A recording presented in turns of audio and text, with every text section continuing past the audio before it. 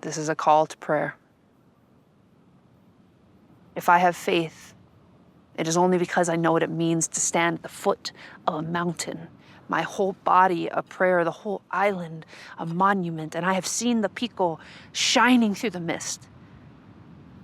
I still feel her before me, even from hundreds of miles away, anytime I have the strength to look to the horizon. If I have strength, it is only because I have watched our mo'olelo remake themselves in my generation. I have seen an island born from Po, from a whisper in the darkest parts of ourselves, a promise we refuse to forsake or forget, that this place is ours. Only so much as this place is us, and I have held it in my hands. The birthing of worlds. Po turned light, turned puko'a, turned slime, turned gods. In a time of mere men, I have watched the call of the intrepid summon Manaiakalani every morning in the hands of our kua'ana Maui, fishing us one by one from the dark sea of this forgetting.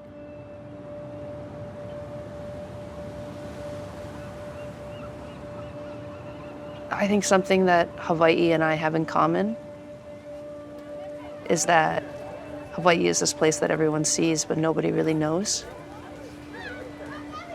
That she's everywhere and nowhere. Everyone around the world, when you say Hawaii, they've got a picture in their head. Everyone knows what aloha means. That speaks to the success of that campaign to transform Hawaii into a product for sale. Aloha becomes the trademark. If I have devotion, it is only because I have sailed deep into the poli of our kupuna. I have crossed the piko from Mauna Kea to Mauna Kea and sailed along the dark and shining road of Kane, and I have returned on their promise to know that to live in the bosom of your ancestors is to commit yourself to the promise of memory, to cast your eyes upon Kue Hailani and pull her shimmering body from the skin of the sea.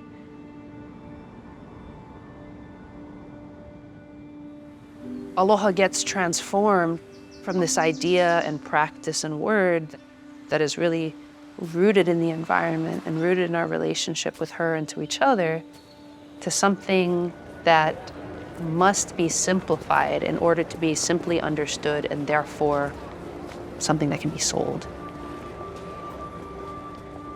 If I have anger, it is because I know the story of our loss. Ki'i burnt to ash, stones and ko'a removed, and now the foundations of billionaire estates. I am aware that nearly everywhere we walk, we are trampling on the iwi of my kupuna. I know the story of the hundreds and thousands dead and dying. I have seen the signs of the separating sicknesses, born again like Haumea in every Hawaiian generation, and I know the names of the thieves, the crooks in finely sewn suits praying to their capital as they pillage and loot our holy cities, leaving us with nothing but a whisper of what we once believed. You know, what Aloha ʻāina teaches us, that if I'm connected to you, it's only because we're both connected to this environment, to this ʻāina, to that which feeds us. I believe taking that seriously, such a simple idea. I'm connected to you because I'm connected to this place. I'm connected to this place because I'm connected to you. The things I do have an impact on both. I believe that would change the world more than almost anything else.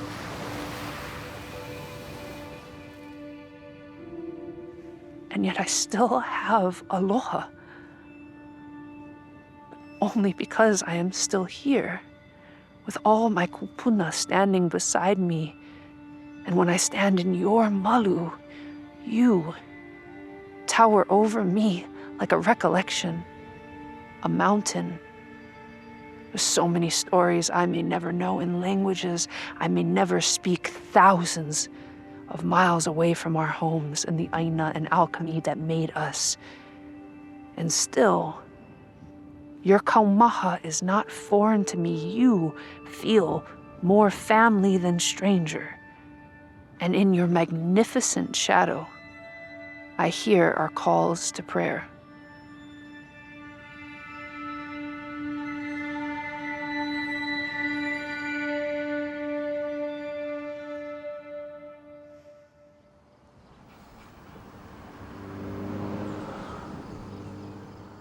before joy, is it?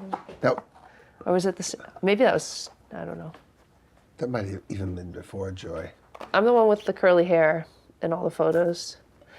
And the slightly darker complexion. Yes. This is like the least organized of Mom's photo albums because there's pictures on Kauai. When Mom has us all together doing stuff, that's exactly how Granny used to feel. Right? That same joy, incredible joy and pride. It's your mother. God, pretty. She's probably just about your age in that picture. I was already. You were old. Yeah, you were in your 40s. When Mary and I started having children, we were living on a graduate teaching assistant's salary and whatever Mary made on a part-time job. And I think it meant that we wound up spending just a lot more time doing things together. We take them to sovereignty gatherings, or if I'm performing, the children came with us. And a lot of it was driven by Mary, and Jamaica was always there. She was always either dancing or articulating, saying things, singing. She made things up on the spur of the moment. People couldn't just simply spit out some kind of half-thought-out belief or idea. Jamaica would be all over it. Pounce on it. Yeah. It's an opportunity. Be all over You didn't think through that one. Yeah. Growing up, my family was pretty solidly middle class, which was not normal for Hawaiians in the 1950s and 1960s. We were different from other Hawaiians that even we lived around. You know, my father actually went to college. My mother would have gone to college if she hadn't gotten married and had children. And so we could have been just any other American family. But both my parents and my grandmother always stressed the importance of knowing that we were Hawaiian without giving us many clues about what that actually meant. So you're Hawaiian and you have responsibilities and, you know, more is expected of you.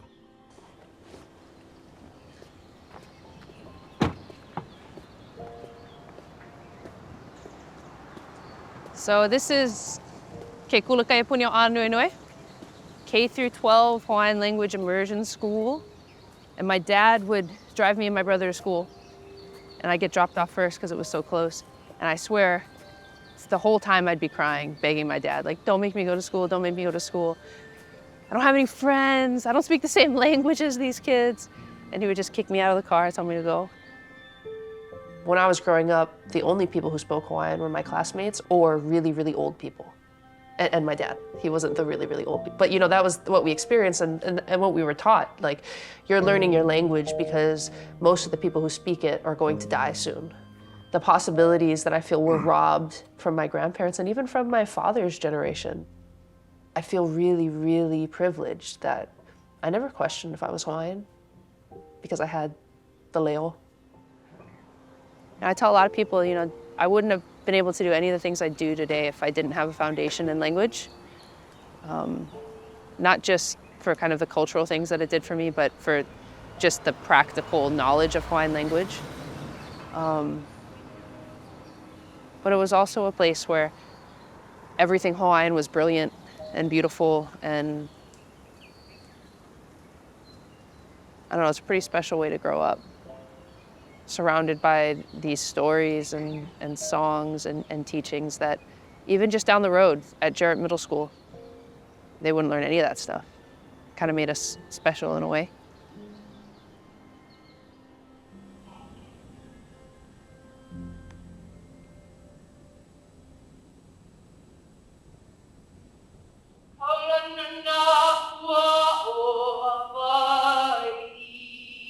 January 17, 1893, a city was buried in tears after the illegal overthrow of the Queen, losing their kingdom, their home, and more importantly, their feelings. I can't remember exactly the first time, although I know it was in Honolulu. Your mother just turns to me and she says, "Can you believe this?" And I said, "No, I can't." And Ellen Cole, he also let me write credit grants, write the songs to liberate the community. We were overwhelmed at how articulate you were, but also at the focus of your poem. Songs bring out tears like cries from new more faces than I want to. Anyone still listening? We really couldn't get enough of it, actually. August 21st, 1959, Hawaii officially becomes the 50th state in this God-forsaken country, and no one is singing. I started writing poetry because I was sad. And the immediate impulse came from, I had a friend who had gone to a poetry slam. He's like, Jamaica, you gotta come see this. And I look at him, I'm like, you went to a poetry slam? Like, you want me to go watch people read poems on stage? Like, you're ridiculous. As a child, I never had a normal childhood. Somewhere between staying home from the beach, swimming pools, and track meets, I noticed I was different. Born under the sun to an island of water I couldn't touch, with a sickness that prevented me from being normal. So we go, and he was right. It was magnificent. I mean, young people, ages 13 to 19, getting on stage and saying things that I would never say out loud about their darkest demons, about their most intimate insecurities. I want to help him. Plant hope inside his ear like a seed that he can hear to remind him that we were... It changed what I thought was possible in terms of human connection and empathy and love to a certain extent. And so then I was hooked. On my first day of elementary school, my teacher wouldn't let me use the bathroom. Not until I could ask her in Hawaiian, I was 5. We shared similar skin tones, but I was alien, talked with different tongues, opposite accents, parents. And so then all of my insecurities and demons and the things I thought about myself as being belittled had a home. I also really liked spoken word because I was and continue to be actually really insecure about my writing, my capacity for spelling and grammar and all of those things. When I was growing up, I thought the fact that I couldn't do those things well meant I was stupid.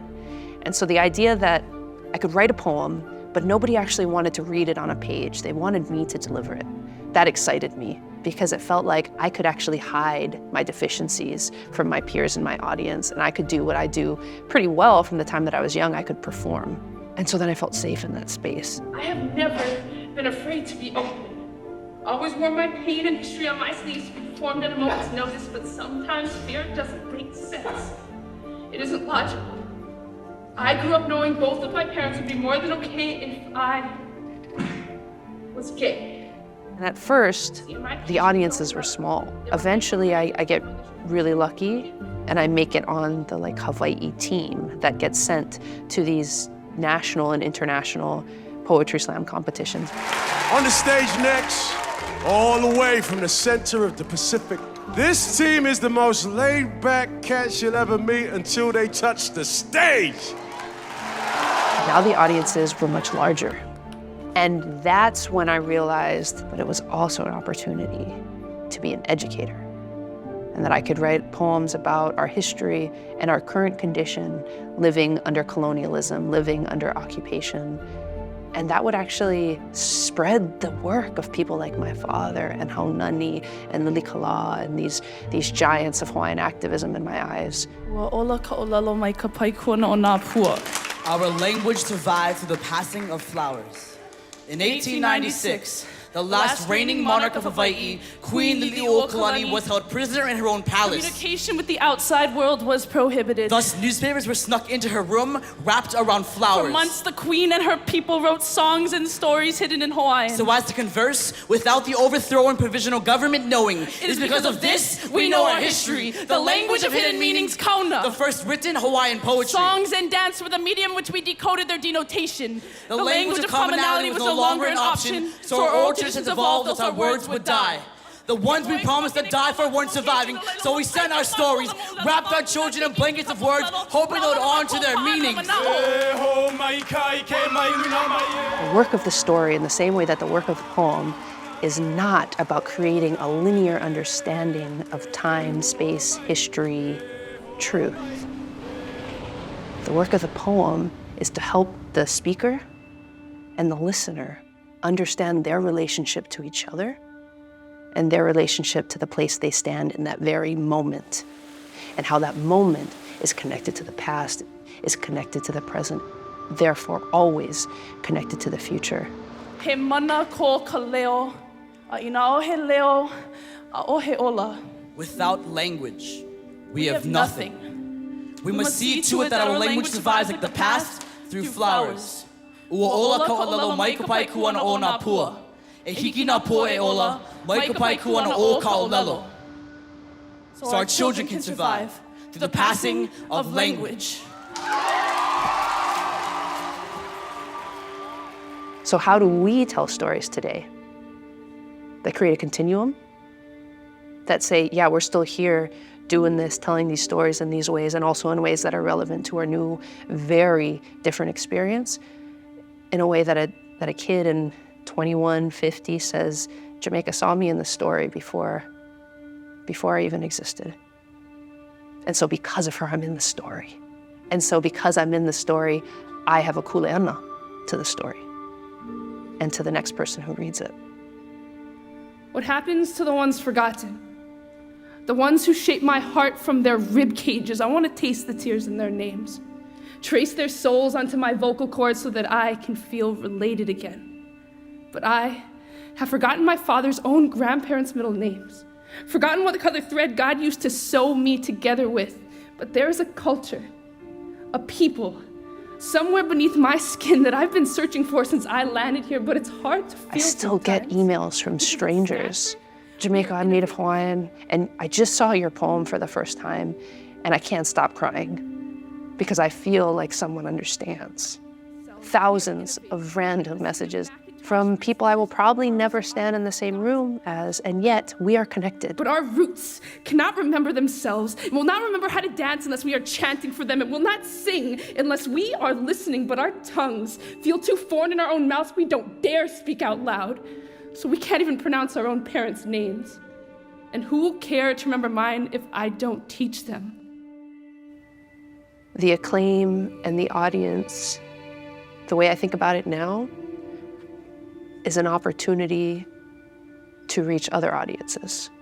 Please, do not forget me, my mana. Do not forget my soul, my father, Kamaka Viva Ole, who could not forget his own, Le Aloha.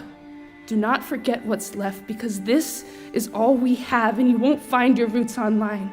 We have no dances or chants if we have no history, just rants.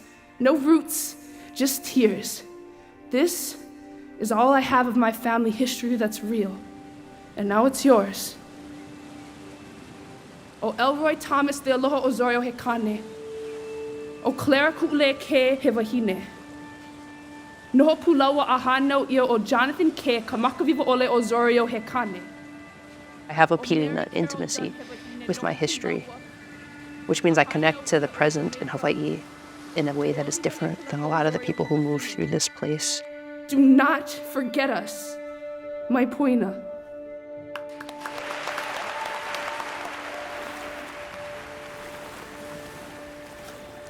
That gift offers a responsibility to not lay idle to the way that our home is depicted and imagined. And until that can be articulated, it cannot be made real. As someone who believes in transformation, as someone who believes in liberation, in ea, in sovereignty in life, I think about the power of that imaginative space and what it offers for us if we honor it. One of the ways I think about Aloha ʻāina is that when we love the land and we are connected to the land, she teaches us how to love each other better. And to me, poetry is all about aloha. It's about the aloha between two phrases, the aloha between two ideas, the aloha between two strangers in a room. The ocean, the moana, the kai, hohonu, is another place where we can see our environment making love outside all the distraction and the noise of tourism, of development.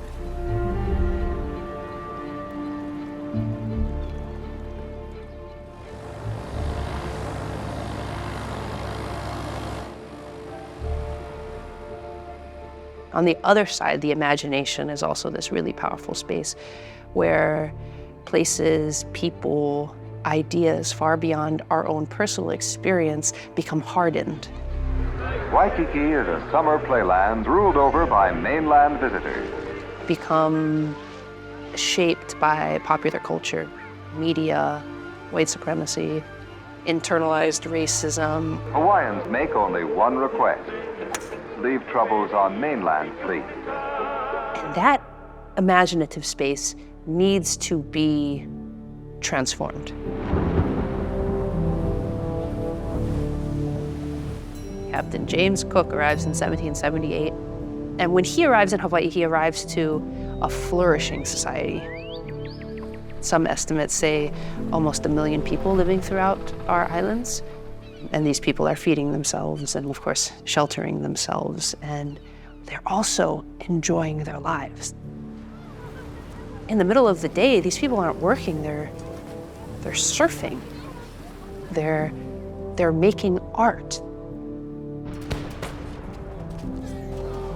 The most important thing people need to know about Captain Cook is that with his arrival, they collapsed our society. We went from almost 1 million people living in 1778 to something like 35,000 people living at the time of the overthrow in 1893.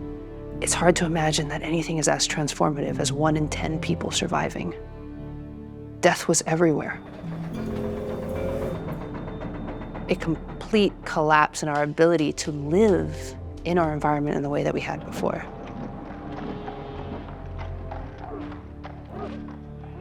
The danger of that single story, the single line of history and progress from savage to paradise tourist destination, and no gray area between that, no room for a conversation about violence and colonialism and harm and erasure and death and so much death, mean that there are folks walking through the world who think they know what and who Hawaii is because Disney said so, because they saw this really great picture in a magazine. Hawaii, like the, italicized Hawaii, is a story of this slow transformation of a place where the people who are fed by the environment and feed the environment in return are the place that seems to exist only for the imagination of others, to be able to project their pleasure and desires at the expense of those who live and in many cases suffer under the weight of that.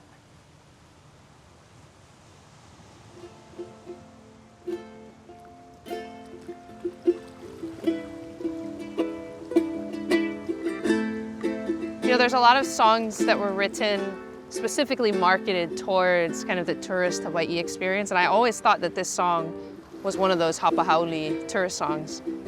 And then I learned that it was actually written by a Hawaiian named Andy Cummings, and he was off touring in Lansing, Michigan, and he missed this place so much that he wrote this song. So that's what made me fall in love with the song. Memories that always will last, of a place beside the sea.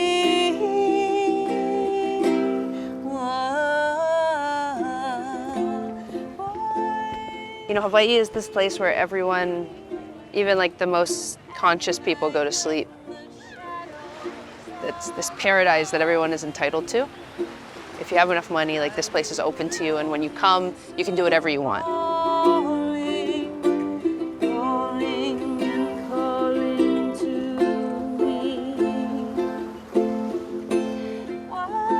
It doesn't mean that all of this is an individual's fault, but there is a relationship between the tourist and who's welcome here and who isn't welcome here. You cannot come here and stay here and not be a part of the displacement of Native Hawaiians.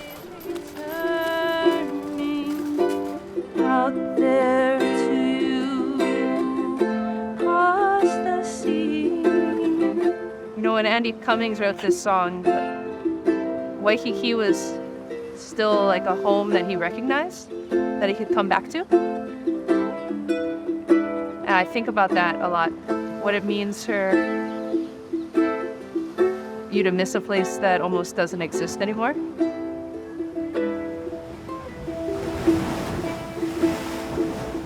Definitely doesn't exist if Hawaiians don't exist here, right? No Hawaiians, no Hawaii.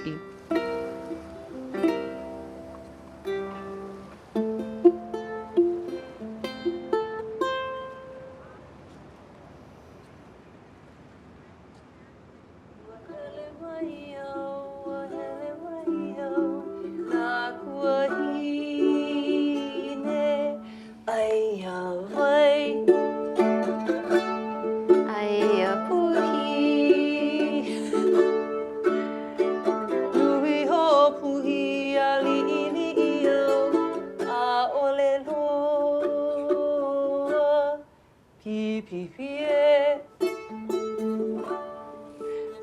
pipi hoi. Mai ai ke la. Mai ai ke la. Wahele mai yo. Wahele mai yo. Na kuahine. I'm not gonna sing. Why not? Oh my She gosh. likes it when you sing. I sound like a dead cat.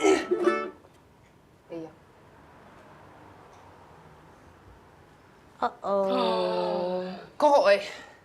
When you love someone, whether it's a partner or a parent or a child, they change the way you see the world because you start to see the world both through your own eyes, but you also start to see it through their eyes. And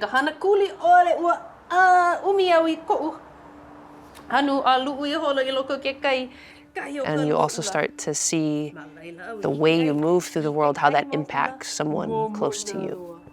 And I think falling in love with Malia just really opened me in a new way. What you wanna do? We gotta take you outside. I think so. How did you first meet? Oh gosh. On the Mauna, actually. In 2019, there was a call to come and protect Mauna Kea from further development and desecration, and the building of the 30-meter telescope.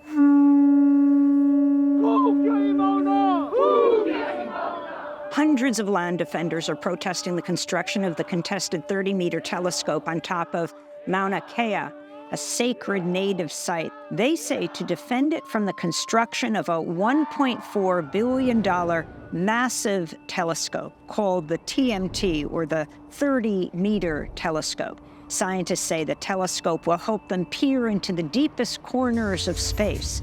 But indigenous resistors say the construction was approved without their consent and will desecrate their sacred lands. For more, we go to Hawaii's Big Island, where we're joined by Puakase, an indigenous organizer, one of the leading activists defending Hawaii's Mauna Kea. Why do they have rights to this mountain? The University of Hawaii has the lease on the summit of the mountain. And so from the late 1960s, there have been smaller telescopes built on the mountain. However, it is the one too many and the one too big.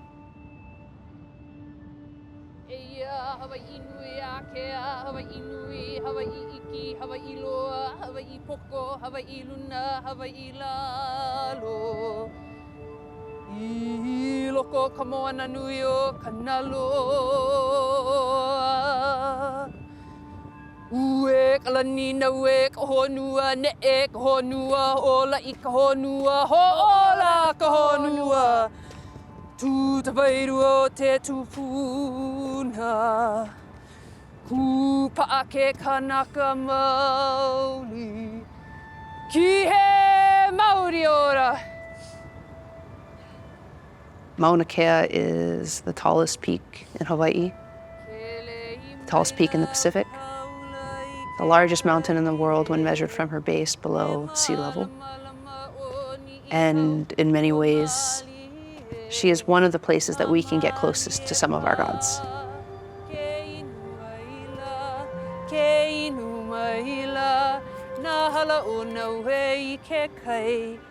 No nawe kahala no puna kawahine no kalua no ikilawe.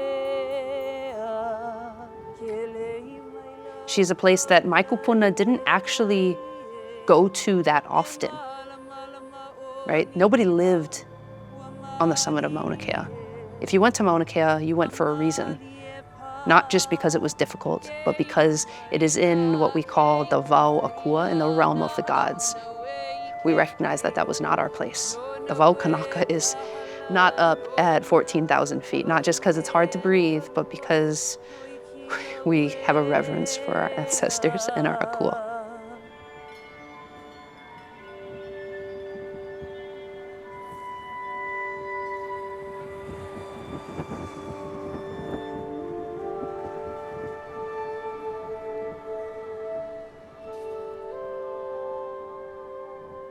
So in the early days of the Pu'uhonua, there was, in the first day there was like a dozen or so of us, and then the next day there was maybe 50 of us. Malia is walking around and she's asking people, does anyone know how to braid hair? Like French braid. Yeah. And I look at her and I'm like, oh, I can braid hair. And I'm just, And I don't have any hair, way. right? She's like, there's no way this like butch wahine knows how to braid hair. Yeah. And I was just like, okay. She like blew me off. I'm like, no, I can braid your hair. And I'm like playing it cool, like Jamaica Osorio is braiding my hair. And you don't know what it's gonna look like. I could be cutting your hair for all you know. What am I supposed to, I'm like, okay, play it cool, play it cool. So a day later, we're gearing up for what we believe to be the day that the TMT Corporation is gonna send construction vehicles up the mountain. So we're making plans for the first real engagement. And I'm just walking past this small circle that Malia's standing in, and Noi Goodyear, who's my colleague, a good friend, pulls me in and she says, hey, Oli, would you feel comfortable doing a hard blockade? I'm like, I don't even know what a hard blockade is at the time. Of course I'll do it.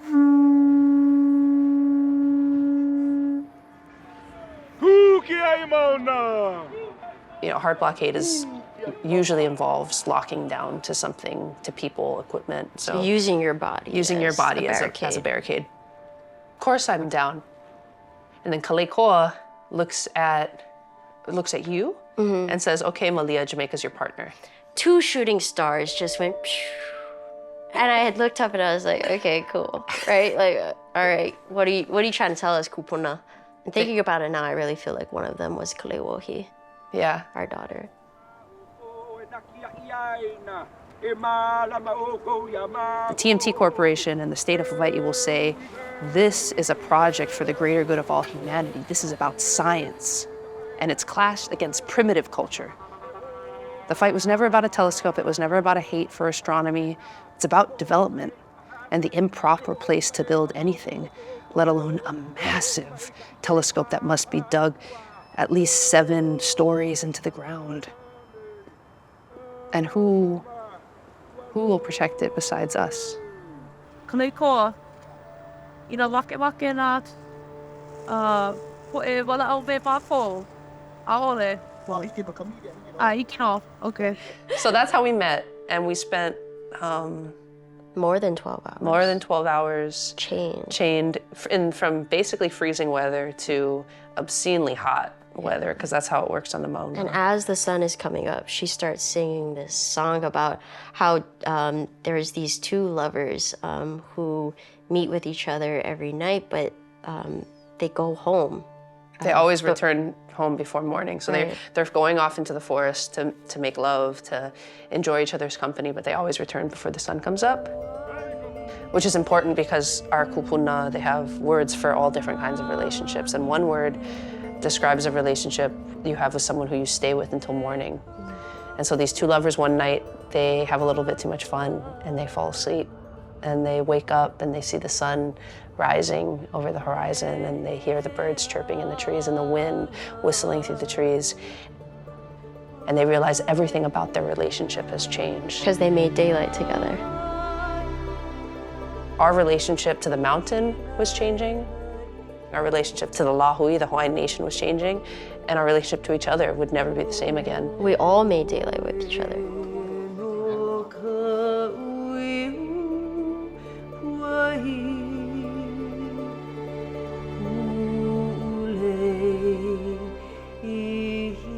Because there are no temples on Mauna Kea, it was said that our belief in its sacredness was superstition.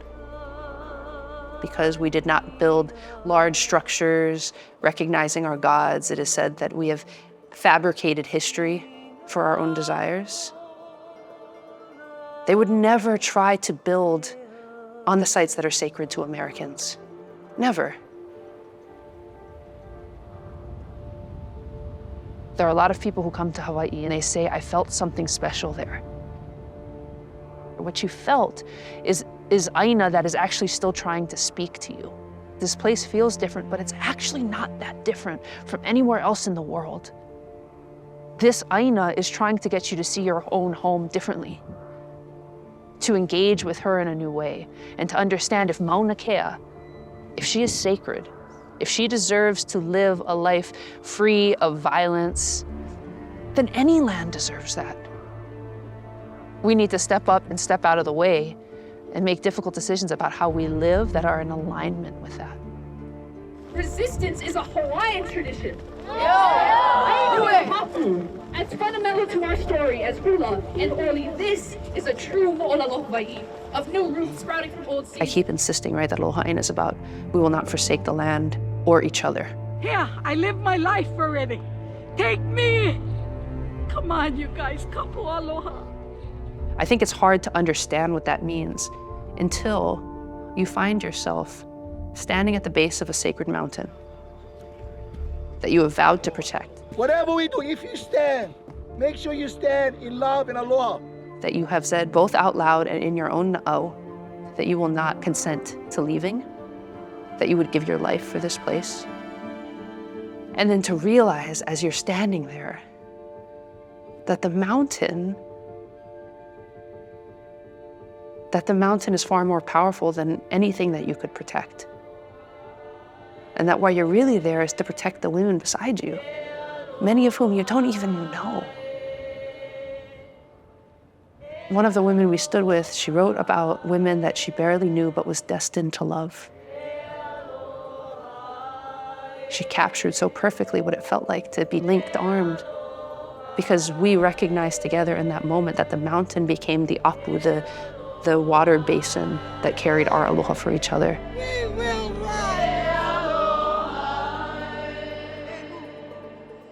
Mauna Kea, I believe, reawoke our love for each other in aloha ʻāina. I'd never heard people say, I love you so much in my life, and I never felt the need to say it so much in my life. But as a reminder, we both know we're here for her, but I need you to know I'm here for you.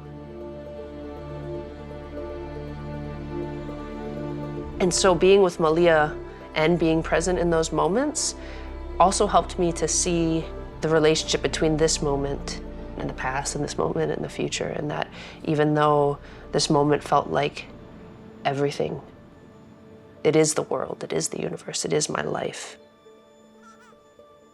Being with Malia helped me understand that it is a piece of a larger story.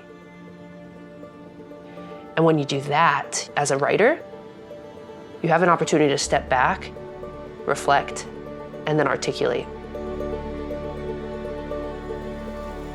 Loving Malia, knowing Malia, kind of taught me how to do that in a new way. And I think that's why there were so many poems written on the mountain.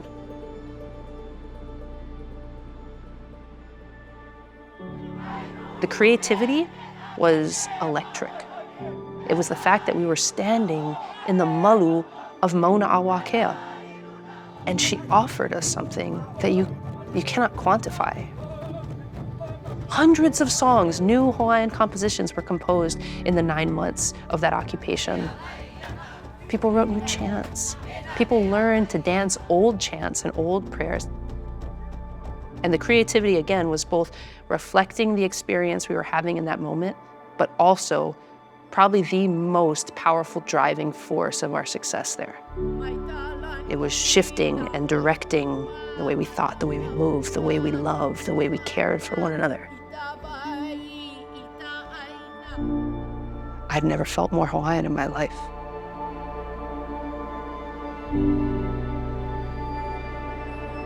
According to my kupuna, the composer, the artist, never owns their composition. The song or the poem or the chant belongs to that which it was composed for. But I also believe that I don't own these poems because they were gifts to me in the form of inspiration. Everything I write is reciprocating that gift.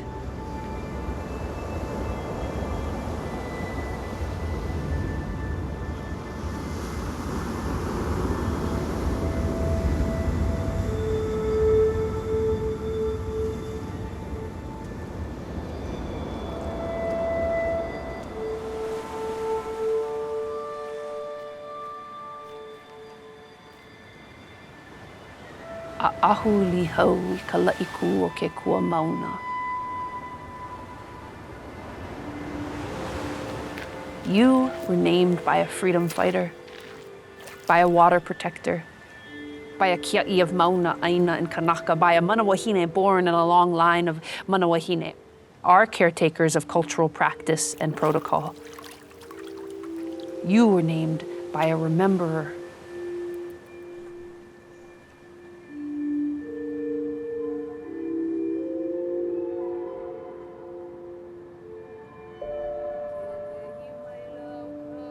It's not lost on me now that at every meaningful moment of my life growing up, my dad had a story to offer me.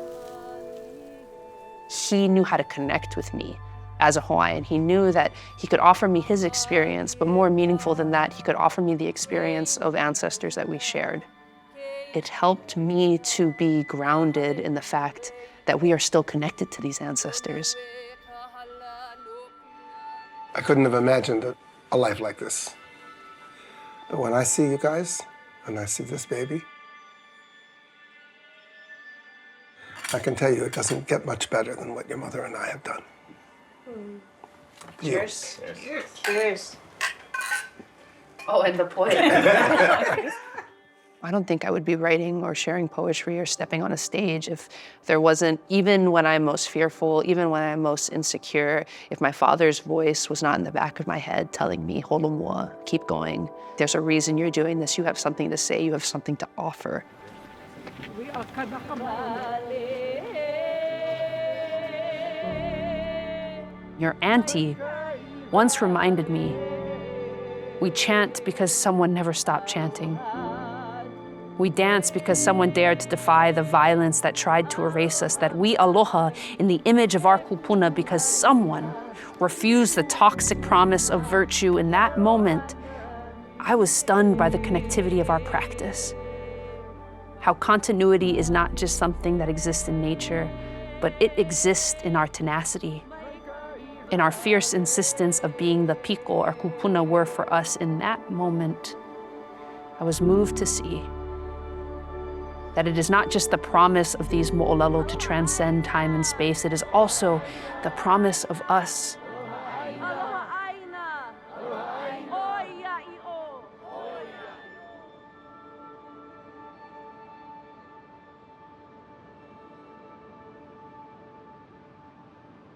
I think there's an understanding that all revolutions begin with a poem or a song.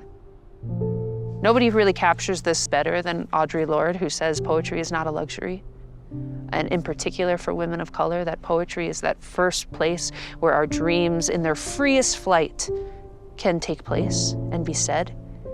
And before they can be made real, it must be said, it must be dreamed. Before there can be no telescopes on Mauna Kea, you must see it in your mind.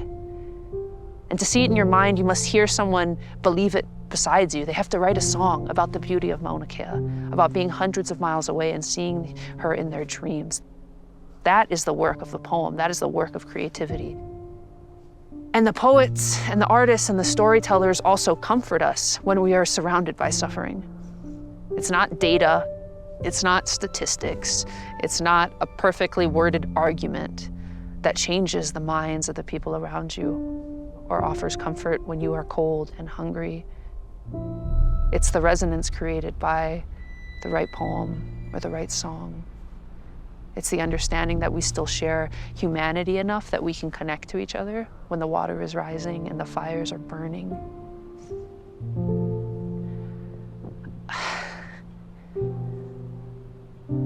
I don't want to live in a world without poetry, without story, where we just try to survive. Because who would dream for us to be better if it were not the artist? And who would show us the way if it were not for the storyteller?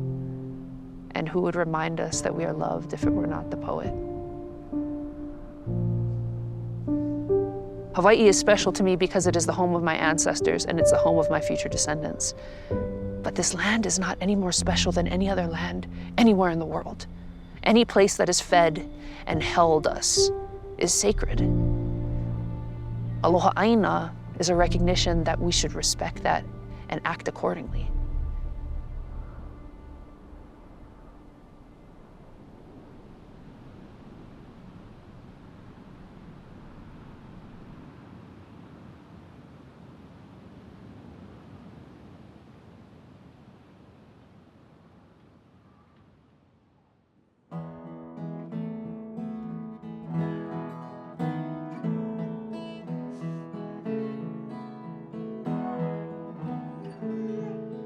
Ask me about the Mauna, and I will tell you about 30 Kanaka huddled, shivering in an empty parking lot, praying the Lahui would answer the call. I will tell you about 2 nights spent caught sleeping directly under a sky scattered in stars, in air so clear every inhale is medicine. How on the 3rd morning I woke to a Lahui Kanaka growing as if we were watching Maui fish us one by one from the sea. Ask me, and I will tell you how on the 3rd morning I watched this 30 became 100, then 100 became 1,000, then 1,000 became us all, each and every one of our kupuna standing beside us. Ask me, and I will tell the story of 8 Kanaka chained to a cattle grate, and the kokua who sat beside us, how we were never alone in the malu of the Mauna, how no one is ever alone in the malu of our Mauna. Ask me, and I will recount their names. All 38 of kupuna who showed us mo'opuna how to stand, how I wept and wept and wept as I quietly held their names in my chest. Ask me, and I will sing the songs of our manawahine, linked arms and unafraid, who stood in the face of a promise of sound cannons and mace. Ask me, and I will tell you I have been transformed here, but I won't have the words to quite explain. I will say, I don't know who exactly we will be when this ends. I don't know who exactly you will be when this ends, but at the very least, I'll know that this ʻāina did everything it could to feed me. That will be enough to keep me standing.